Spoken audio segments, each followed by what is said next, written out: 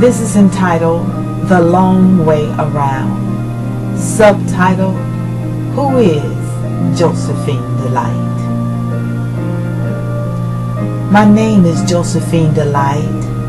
For as long as I can remember, I never felt wanted or loved by my parents. I didn't come from a poor home. There was always food to eat and clothes to put on, but I never knew what it was to experience real love. I had been rejected all my life. I never seemed to fit in. I have 2 sisters and brothers, and yet I had no relationship with them. Perhaps because I'm the youngest, my parents were tired or disillusioned with life by the time I was born. Loneliness was my constant shadow. I left home as soon as I graduated from high school. From then on, I drifted from one job to another, and by the time I was 21, I married the first person that asked me to marry him. Surely this meant I was loved because someone wanted me to spend my life with them. How good it felt to be wanted. My husband was the kind who looked to me for his daily care. He worked hard each day, and when he came home, how wonderful it felt to be needed by him.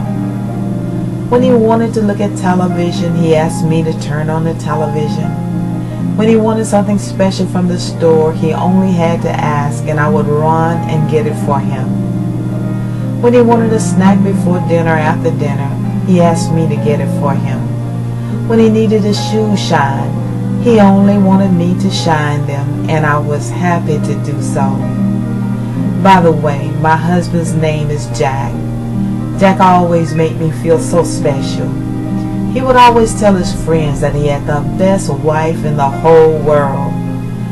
When my husband went out of town for special meetings, he only had to call home and say, "Pack my bags," and I had them all ready when he got home.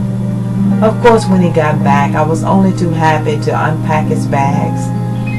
After long embracing his arms and making sure he was comfy, I would go and wash and iron his clothes. Many times, as the clothes were drying in the dryer, I would make a trip to the dry cleaners so his suits would be ready any time he needed them.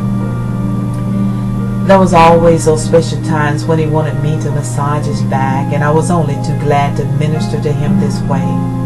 I loved being able to bring some happiness into his life.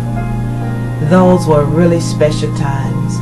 I would make sure the room was clean and the lighting was just right. I would put fragrant candles all around the room. Then I would be sure to put on some slow, soothing music. I would rub and massage him for what seemed like hours.